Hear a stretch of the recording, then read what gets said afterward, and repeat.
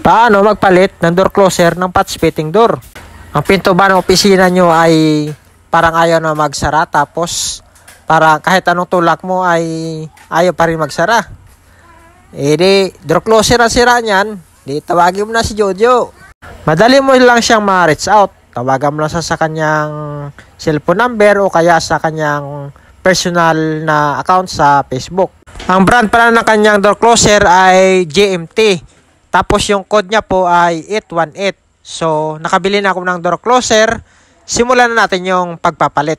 Ang unang gagawin nyo ay tanggalin nyo yung cover ng bottom at yung top. Sungkitin nyo lang ng flat screw yan. Goods na yan.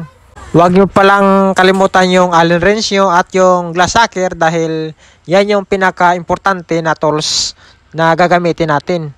Bali, tatanggalin ko na pala dyan yung dalawang bolt ng Allen wrench para maangat na po yung pinto. Pinalagyan ko pala ng karton yan sa gilid para iwas disgrasya. Baka mamaya biglang bumagsak yung pinto, edi barya. Kalsuhan nyo rin pala yung ilalim ng pinto para sure talaga na hindi siya tatagilid at hindi po siya mahirap tanggalin yung nut niya. Yan ang mga akalom, tinatanggal ko na. So yung nangyari pala dyan ay sobrang tigas ng Allen wrench yan. So nakalbo yung ulo ng Allen wrench ko kaya pinagrinder ko at yun nung inulit ko ay yun na tanggal na rin siya. Medyo alalay ka lang pala sa pagpaluwag mo yan kay minsan pag mabigla mo yan ay kalbo kaagad yung ulo ng Allen wrench yan. Iba-iba palang diskarte niyan mga kalom yung pagtanggal niyan. Ang iba kasi sa L-type yun tumatanggal ng yung pinaka pivot niya. So sa akin kasi sa pinto ako tumatanggal para hindi ko na pakialaman yung sa transom. Kung saan kayo komportable, edi dun kayo. Sa akin kasi dyan ako nasanay So, iba-iba talaga yung diskarte ng bawat glass installer niyan. Natanggal na pala namin dyan yung top. So, inaangat na namin at pinasikwat ko ng flat screw.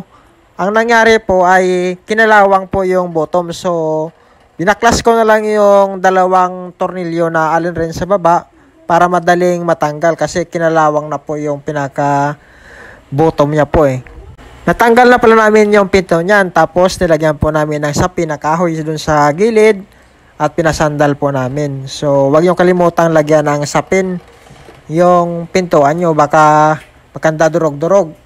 Tapos yung kasama ko na lang pala dyan yung pinatanggal ko ng mga cover tapos yung door closer para matuto naman at hindi lang yung puro tagawak-hawak lang kasi dyan rin tayo galing so kailangan mag-upgrade rin sila kahit papaano. Noong kapanahonan ko kasi na labor pa ako ay kung tagahawak ka lang. Hindi ka pwede makialam sa mga ginagawa ng mga installer. Kaya ang tagal mong matuto. Kung papunta sa kaliwa o sa kanan yung pag-adjust ka ng pinto. Ayan. Ito naman dalawa na to. Yan yung adjustan niya kung paatras o pabante sa clearance. Tapos itong butas na to, yan yung adjustan ng pabilis ng pinto. Yung tinuro ko pala kanina mga kalom, yun yung mga tornilyo na dapat adjustin sa pagpalit mo ng door closer kasi mawawala sa align yung pinto. So kumbaga pag papunta sa kaliwa yung tornilyo, luluwagan mo lang yon. Tapos yung sa kanan naman ay hihigpitan mo. Kumbaga parang kontrahan silang dalawa. Tapos yung sa clearance po ng bawat gilid, pwede siya pa kaliwa o pa kanan. Depende po sa hinihingi po ng pinto.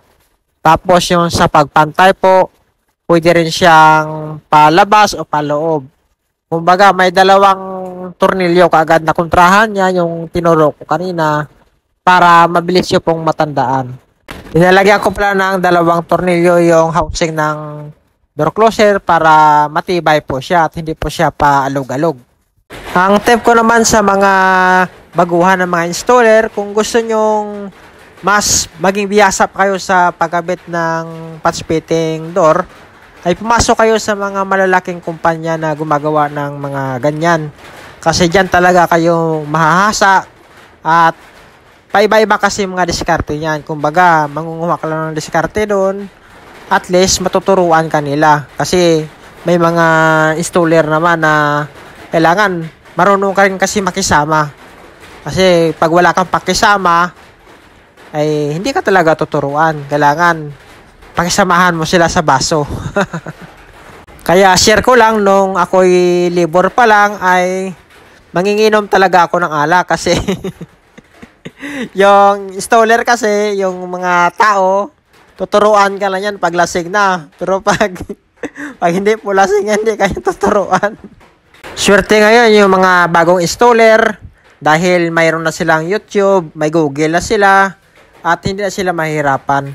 At na-set up na pala namin mga kaalom yung door closer at kakasana namin yung pinto sa kanyang bottom.